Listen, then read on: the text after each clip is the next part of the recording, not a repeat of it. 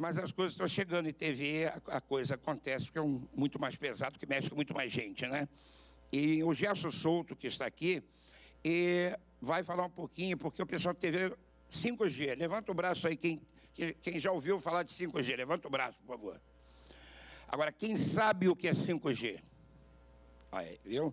Ninguém levantou o braço, 5G. Então, o Gerson está aqui para esclarecer, primeiro, o que é 5G, porque 5G eu não considero que é a evolução do 4G, não. Eu que tenho participado de painel nos últimos, desde o primeiro, 5GPP, eu participei. Para mim é uma disrupção. Esqueça o 4G. 5G para mim é outra coisa. Que a pessoa, não, 5G é só aumento de velocidade. Não. Totalmente errado. 5G, esquece, é uma disrupção. Internet das coisas é muito diferente do que se fala aí fora. Internet das coisas é muito mais que isso. Então, eu tenho a honra aqui de chamar aqui o Gerson Souto. Agradeço a você, viu, Gerson? Muito obrigado por ter vindo e nos dar um baile aí. Obrigado. Obrigado, Cristóvão.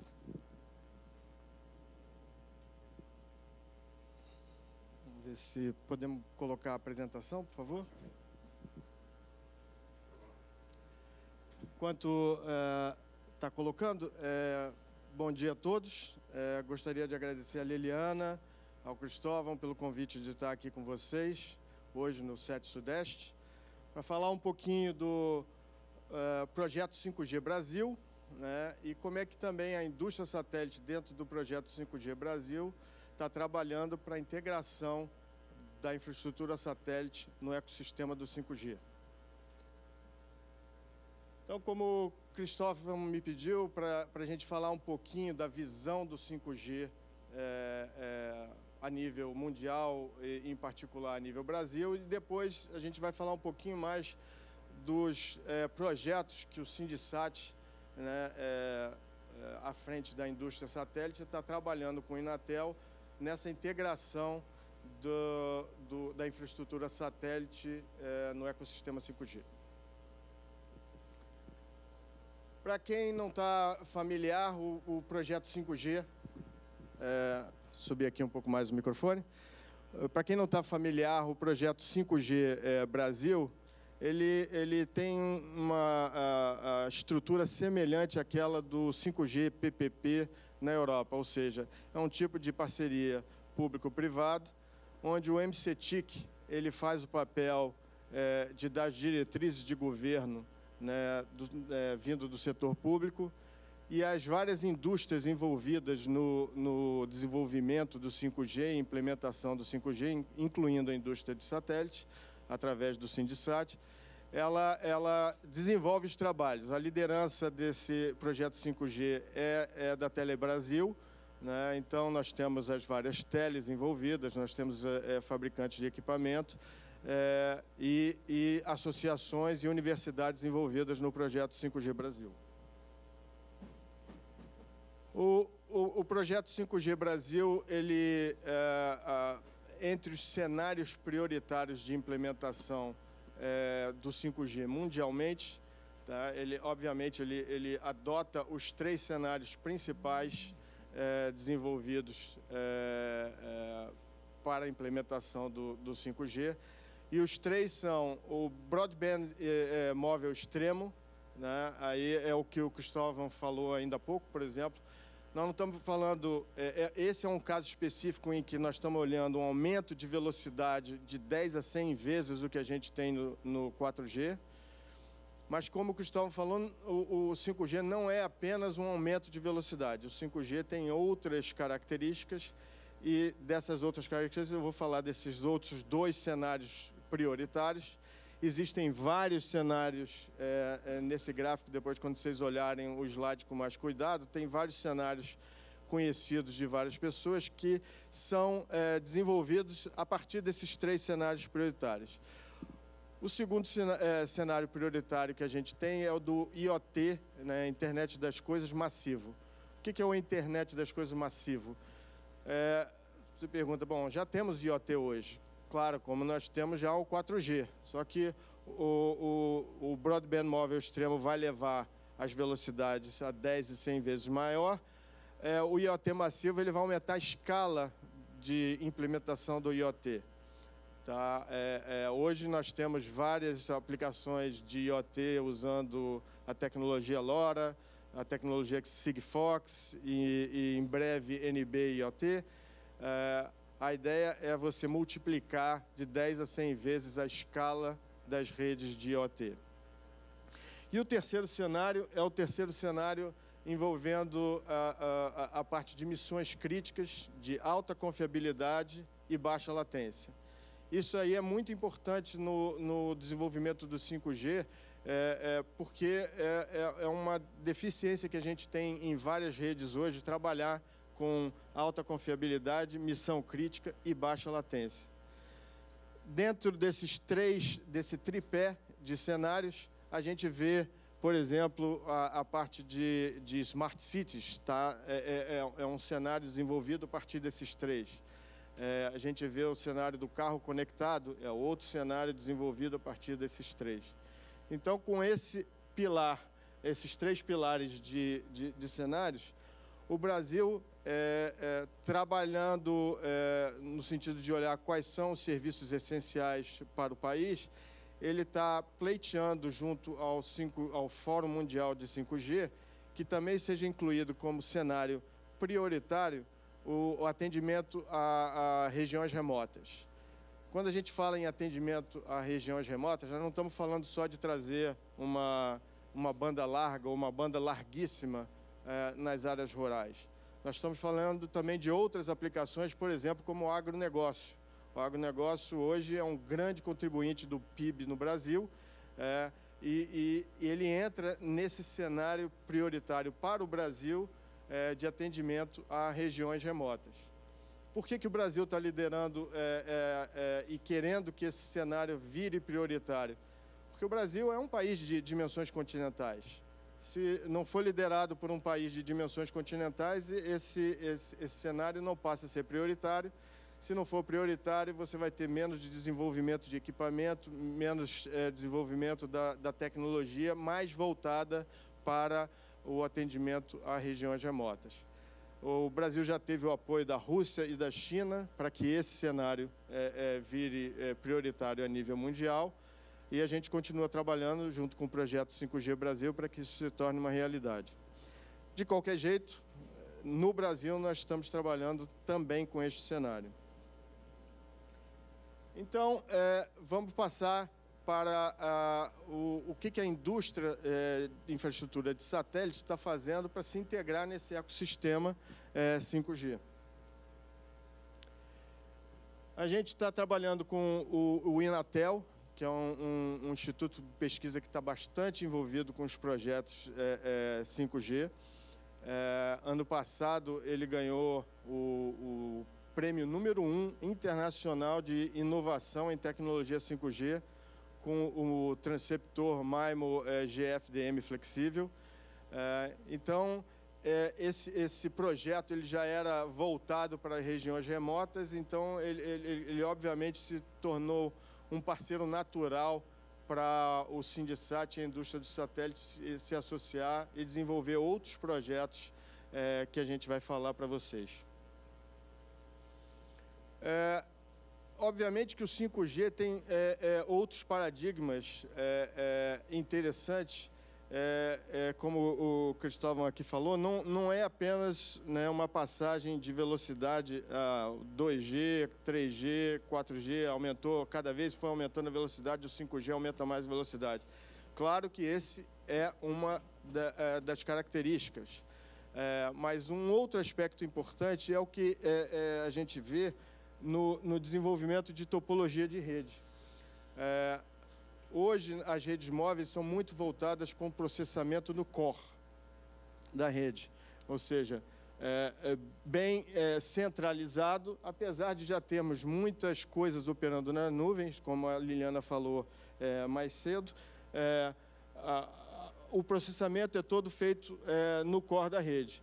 Isso funciona bem para um grande número de aplicações. As aplicações hoje em 4G, 3G e 4G funcionam basicamente nesse tipo de arquitetura, mas tem coisa que pode ser feito para melhorar isso.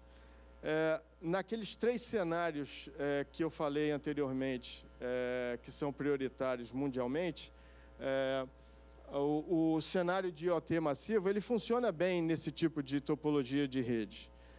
Mas nem os outros 2 cenários mundiais e mais o cenário de atendimento a regiões remotas, eles podem se beneficiar de uma melhoria nessa topologia.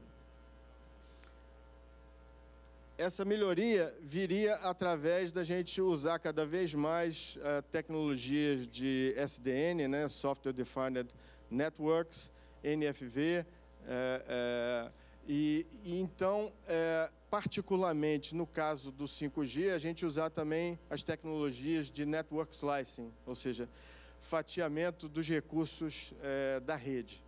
O que vem a ser isso e por que ele pode beneficiar a gente?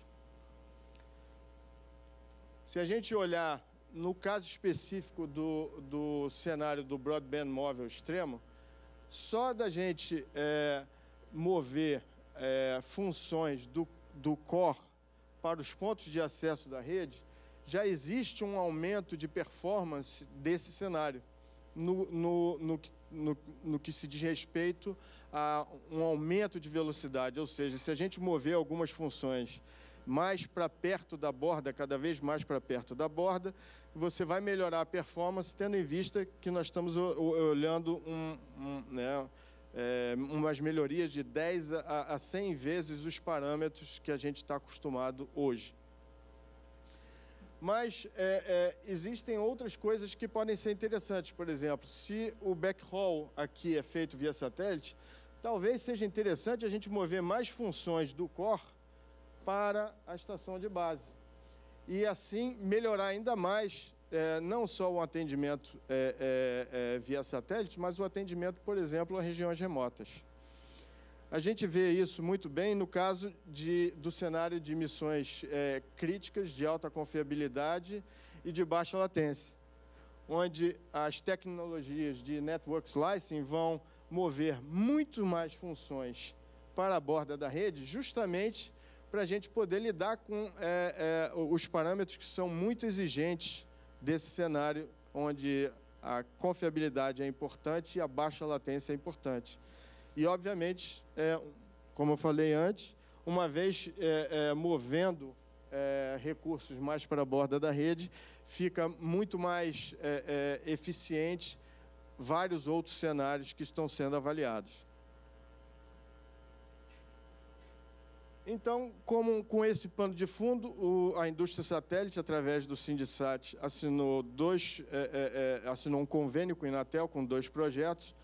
O primeiro projeto, ele lida basicamente com a análise de desempenho de serviços essenciais para o Brasil, que estão sendo definidos pelo projeto 5G Brasil. E ele não foca só na indústria de satélite como infraestrutura, tem várias outras infraestruturas envolvidas.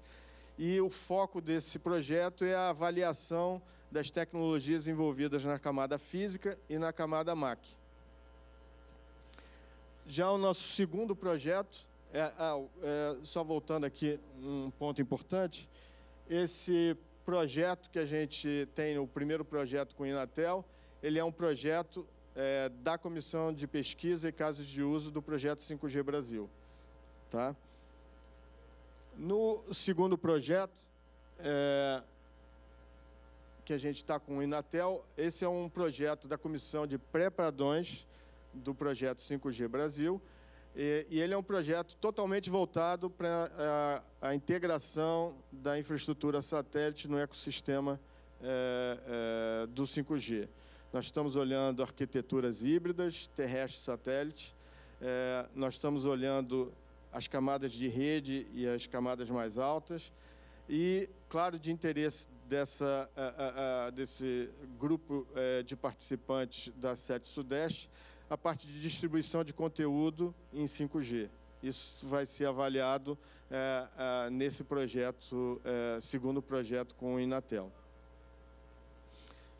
Então, para finalizar, quais são os nossos próximos passos? Tanto a nível de projeto 5G Brasil, como a nível dos contratos que a gente tem com o Inatel, que o Sindichat tem com o Inatel. As especificações do 5G estão sendo desenvolvidas em várias etapas até 2020. Esse processo é um processo contínuo e que a gente está avaliando em paralelo, né, se essas tecnologias sendo escolhidas para a implementação no 5G, elas vão ser adequadas para os serviços prioritários no Brasil.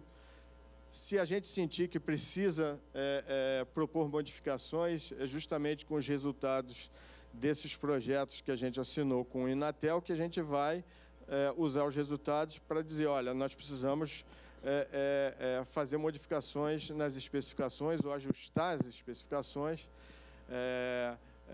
escolher parâmetros melhores para desenvolver os vários serviços e, com isso, melhorar o ambiente todo do 5G, e, em particular, no nosso caso, a integração do satélite no ecossistema 5G. Nós também vamos participar dos trials, né, com tecnologia 5G via satélite e espero ter mais resultados daqui a uns 6 a 12 meses. Esses projetos são de duração de 2 anos. Né? Então, daqui a uns 6 meses a 12 meses, nós teremos mais resultados para compartilhar com vocês aqui. Muito obrigado. Muito obrigado. Muito obrigado, Gerson. Muito obrigado ao Conselho Diretor do Projeto 5G Brasil. Nós estamos com o tempo apertado. Bom dia a quem chegou depois.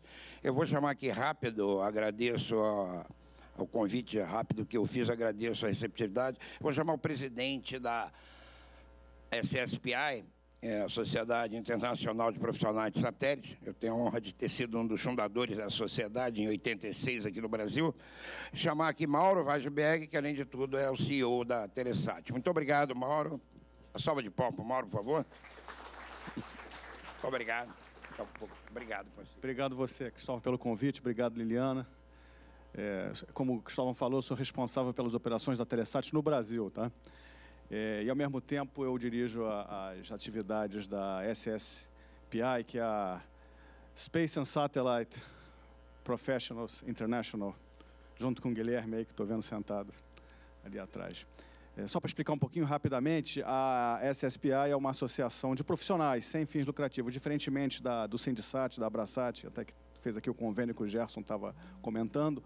Nós somos uma associação dos profissionais sem fins lucrativos, mais ou menos, a gente está para a indústria de satélite, mais ou menos como a SET está para a indústria de broadcast, né? Com fins de educativos, treinamento, networking, né? Esse tipo de coisa. Aperfeiçoamento do profissional. Ô, Cristóvão, quanto tempo eu tenho mais ou menos que eu posso falar de satélite o dia inteiro, ou posso falar em 1 hora ou em 5 minutos? 5 minutos, olha só que desafio, hein? Então, vamos lá, vamos começar aqui 5 minutos. Como é que eu mexo nisso aqui, Cristóvão? Para frente, vamos lá. Satellite 2018 é uma feira anual, a maior feira, o maior evento, vamos dizer assim, de satélites do mundo. Ela é realizada em Washington, mais ou menos na época de março, fevereiro, março. Ainda está frio para chuchu nessa época. Geralmente está nevando ou ventando muito, ou os dois. Mas é um evento muito grande, muito legal. Ele tem uma feira e, ao mesmo tempo, tem um congresso, onde se discute os assuntos que estão mais em voga no momento. Eu diria que, esse ano, o setor está em ebulição, né? A tecnologia de satélite é essencialmente conservadora, né? Nos últimos 30 anos, a gente não viu, vamos dizer assim, modificações profundas nessa tecnologia. Mas o que está acontecendo agora, eu nunca tinha visto antes. Assim, tem muitos assuntos, a gente está realmente uma revolução por uma série de fatores que eu vou tentar explicar aqui em 5 minutos que o Cristóvão me deu. Principais temas discutidos. Esse é o mais quente de todos, a arquitetura dos satélites. Os satélites de comunicação, né, que eu estou aqui me restringindo. Os satélites, como a gente conhece hoje, principalmente no setor de broadcast, são os satélites em órbita geoestacionária. Aqueles colocados lá a 36 mil quilômetros de altitude, ficam, vamos dizer assim, perante um observador aqui na Terra, ele está parado, né, vamos dizer assim. Então, isso permite que a gente coloque aquelas antenas parabólicas, sem traqueamento, né, e tudo funciona como a gente conhece hoje. Essa é a estrutura que tem sido utilizada, né, a arquitetura que tem sido utilizada nos últimos 40 anos. Bom, O que está mudando hoje? Essencialmente, a órbita. Hoje está se falando muito em fazendo e fazendo, sobre sistemas em órbita média e em órbita baixa, os MELs e os LEOs. Os MELs estão aproximadamente a 8.000 quilômetros, né, de altitude, comparado com os 36.000 do GEO. E os LEO, aproximadamente 1.000 quilômetros de altitude. Qual a diferença? Na verdade, com o GEO, você com apenas 3 satélites, você cobre o globo todo. Com o LEO, você precisa de uma constelação, você precisa de dezenas, centenas e, às vezes, milhares de satélites. É novidade isso? Não, não é novidade. Isso já existe há algum tempo. Os próprios sistemas Globalstar e Iridium, que todo mundo conhece, são LEOs. O que está mudando é, essencialmente, a banda utilizada. Agora, esses sistemas, com a tecnologia mais recente, estão utilizando banda Ka, banda Ku e permitindo, assim, uma largura de banda muito maior, velocidades, capacidades, né, da ordem de terabits, velocidades da ordem aí de gigabits. O que acontece hoje? Os tradicionais players, todos eles, como, por exemplo, a Telesat, a Intelsat, a SES, etc., todos eles estão se posicionando a respeito dessas arquiteturas. Então, vou dar o exemplo da Telesat, que é a empresa que eu trabalho. Nós, além de termos a nossa constelação GEO, nós estamos planejando o lançamento de um LEO, o sistema LEO, agora para o início da década de 2020. 2021, o sistema já vai estar operacional. Já lançamos um protótipo que já está em órbita. Assim como a Telesat, outras empresas estão indo por essa arquitetura. Outras escolheram a arquitetura MEL e outras estão mantendo o GEO. Tem empresas que dizem, não, eu vou ficar no GEO porque o GEO é a tecnologia de futuro. Então, assim, quem está certo ou quem está errado, só o tempo dirá. Mas esse é o grande tema que eu me atreveria a dizer que é o tema mais quente do momento. Bom, um dos elementos que levaram, né, vamos dizer assim, que permitiram a evolução desses sistemas, são as antenas flat panel, antenas eletrônicas. Como eu estava dizendo, os sistemas LEO precisam que a antena traqueie o satélite, se movimente rapidamente. Sistemas mecânicos têm as suas limitações. O que está sendo desenvolvido agora são sistemas, antenas eletrônicas. Parece uma tela de televisão de LCD, e elas traqueiam o satélite de forma eletrônica. Ela fica lá paradinha, né, instalada, mas eletronicamente elas estão acompanhando o satélite. Então isso muda tudo. É um game changer esse tipo de antena. Está pronto? Tá, mas não está. Já existem empresas já com linha de produção, por exemplo, a Caimeta, mas ainda muito poucas unidades, o preço ainda elevado. O que se espera é que ganhe escala e, paulatinamente, isso fique muito barato, chega aí a ordem de talvez centenas de dólares, talvez até menos, e aí vai permitir o uso massivo dessa solução.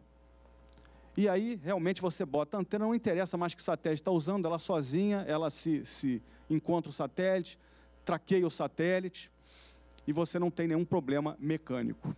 Tá? Esse é realmente o que vai permitir. Não é só a Caimeta, tem outras empresas, tem uma startup atrás da outra, aqui eu dei 2 exemplos, a Phasor, tem a Isotrope, cada dia aparece uma. O desafio aqui, como eu falei, é ganhar escala e reduzir custo. Terceiro item discutido, muito quente, que eu elenquei aqui, é a tendência de demanda, né, obviamente, né, mercado, tendência de demanda, preço, tanto para dados quanto para vídeo. Né? A gente, hoje existe, a nível global, um oversupply, né? Você tem muita capacidade. Por que você tem muita capacidade? Porque os satélites também mudaram. Mesmo os satélites geoestacionários, aqueles que eu mencionei, que são os tradicionais, na verdade, tiveram uma evolução. Eles passaram a ser o que a gente chama de HTS, High Throughput. Então, enquanto um satélite de 10 anos atrás teria tipicamente uma capacidade de 2, 3 gigabits, um satélite High Throughput tem uma capacidade 20, 30 gigabits, por exemplo. Isso significa o seguinte, ele vale, em termos de capacidade, de 10 satélites, né, principalmente no que tange a transmissão de dados. Com isso, você tem muito mais capacidade ofertada para o mercado, o oversupply que eu mencionei. E o mercado, às vezes, por crises econômicas, né, ou por fatores que a gente não tem controle, ele não cresce tão rápido. Então, existe sempre essa discussão, né? Quanto a gente precisa investir num satélite e se ele vai ter um mercado a tempo da vida útil dele, que é de 15 anos, tipicamente. Quer dizer, eu não posso lançar um satélite e esperar o mercado melhorar daqui a 10 anos. Eu tenho que lançar ele, preferencialmente, e já ter usuários desde o início. Senão, o meu plano de negócio não fecha. Então, essa é uma das grandes discussões, como sempre, né? Bom, integração vertical e horizontal. Uma coisa vem a reboque da outra. Quando o mercado não está respondendo, né, ou as margens vão diminuindo, né, as empresas começam a se consolidar. Então, o que está ocorrendo hoje a nível de provimento de serviço, principalmente de dados, a nível global, é uma consolidação de operadores, de service providers, né? Então, você tem grandes players como Speedcast, como Global Eagle, comprando empresas menores a nível global. A nível de operadores de satélite, não está havendo muita consolidação. O pessoal não sabe, vamos dizer assim, tem muita discussão se vai haver ou não. No momento, não tem muita coisa acontecendo, não, nas operadoras. Agora, a discussão mais quente é se vai ter integração vertical, ou seja, se as operadoras com as margens menores vão começar a adquirir os provedores de serviço. Ou se os provedores de serviço, também com as margens menores, vão começar a adquirir as operadoras de satélite e prover, então, um serviço completo. Ninguém tem a resposta, mas é um tema que está sendo discutido bastante. Outro tema que a gente falou-se demais lá, os novos lançadores, os novos foguetes. Aqui teve, vamos dizer assim, quebra de paradigma, né? Acho que todo mundo conhece aí o Elon Musk, né, que está com seus projetos da Tesla, seus projetos da SpaceX, aqui no caso, dos foguetes. O que na verdade, ele está fazendo? Ele quebrou os paradigmas de custo, né? Ele conseguiu ofertar e ser bem sucedido na oferta de um foguete lançador de satélite. Hoje ele cobra um Falcon 9, é publicado, né? Um preço público, da ordem de 65 milhões de dólares, né? Comparado com os 130 que se cobravam antes dele, né? Então, quer dizer, ele dividiu por 2 o preço, né? Então, isso só para lembrar, quer dizer, o preço do lançamento do satélite é algo que é um fator muito importante no custo como um todo, né? O seguro, o lançador e o próprio satélite. Mas o lançamento é um dos fatores que mais pesa, né, no custo do satélite, por sua vez, no preço do serviço, né? Na recuperação do investimento, né, na venda do serviço. Então, ele quebrou paradigma. Ele conseguiu, então, ser bem-sucedido e acho que assim, acho que o mais interessante de se observar na questão dos lançadores, que é a outra quebra do paradigma, é que ele é uma empresa privada. Lançadores, em geral, eram empresas de governo, tá? Empresas com aporte do governo para poder fazer a pesquisa necessária, o investimento necessário para desenvolver os foguetes, né? Geralmente para fins de defesa, fins militares. Eles são privados, quer dizer, a SpaceX é privada, a Blue Origin também é privada. É o Jeff Bezos lá da Amazon, né? Ele falou, cada vez que eu precisar de dinheiro, eu vou vender $1 bilhão de ação da Amazon e vou investir na minha empresa de foguete, que eu acho que isso aí é o futuro. Além deles, tem outros exemplos. Quer dizer, essa é a grande mudança no setor de lançador, e são agora empresas que estão sentando lá nos seminários da Satellite para discutir conosco o futuro. Esses não eram os players que a gente via 5 anos atrás. Outra novidade é a Life Extension Missions dos satélites. Como eu já disse aqui, os satélites têm vida útil limitada, tipicamente 15 anos. Qual é o limitador dessa vida? É o combustível. Em geral, é o combustível. A eletrônica dura mais. Mas o combustível necessário a manter ele dentro do box, por menor que seja, vai sendo consumido. Ou, às vezes, na hora de lançar o satélite, o foguete não deixa o satélite exatamente onde ele precisava estar. Então, ele gasta mais combustível para chegar no local que ele deveria. Então, agora... Já vai. Mais um minutinho aqui que já foi... Estou estourando. Agora, estão lançando empresas, né? Empresas estão aparecendo, empresas privadas, que estão propondo sistemas de extensão de vida. Como é que funciona isso? eles lançam uma espécie de drone ou um dispositivo. Não é que ele vai reabastecer o satélite, ele se acopla ao satélite e passa a coordenar os movimentos do satélite. Então, ele é uma espécie de... Ele pode rebocar o satélite para outra posição, ou ele pode simplesmente se acoplar, ficar lá como um parasita, né, e controlar, então, os sistemas de atitude do satélite. E a eletrônica do satélite, que ainda funciona, os transponders continuam lá transmitindo. Você estende por anos a vida. Esses sistemas estão sendo lançados agora, já tem coisa prevista aí para 2020, se eu não me engano. Tá? Mais de uma empresa fazendo isso. Tem a Orbital, tem a Effect Space, etc. Por fim, para fechar, outro tema muito quente, banda C, lá nos Estados Unidos. Aconteceu uma mudança radical de posicionamento de determinadas empresas. Isso foi... Perdão. Isso foi... iniciou-se pelo Intelsat, e logo em seguida a SES também se uniu a essa iniciativa, que é basicamente o seguinte: como nos Estados Unidos a banda C não está com uma utilização muito grande, eles têm ociosidade, e ao mesmo tempo eles observaram uma oportunidade de, o que eles chamam de monetizar essa banda. Então, eles estão negociando com o FCC devolver 100 MHz da banda C. A princípio, 100 MHz. Vão limpar e devolver para colocar isso em leilão. Então, com isso, espera-se arrecadar alguns bilhões de dólares. Esses 100 MHz seriam uma primeira faixa, uma espécie de experiência. A seguir, haveriam mais 400 MHz da banda C a serem monetizados. Esses 400 MHz já não seriam tão fáceis de limpar. Então, eles estão usando os primeiros 100 MHz como experiência. Como eu falei, por enquanto, iniciativa de 2 operadores, não sabemos como isso vai evoluir. Eu acho que, dentro dos 5 minutos, era isso que eu tinha para dividir. Fico à disposição aí, se alguém quiser trocar uma ideia, que eu poderia falar desse assunto o dia inteiro, tá? Se o Cristóvão não me interromper aqui, eu vou continuar. É paixão, né, Cristóvão? Obrigado.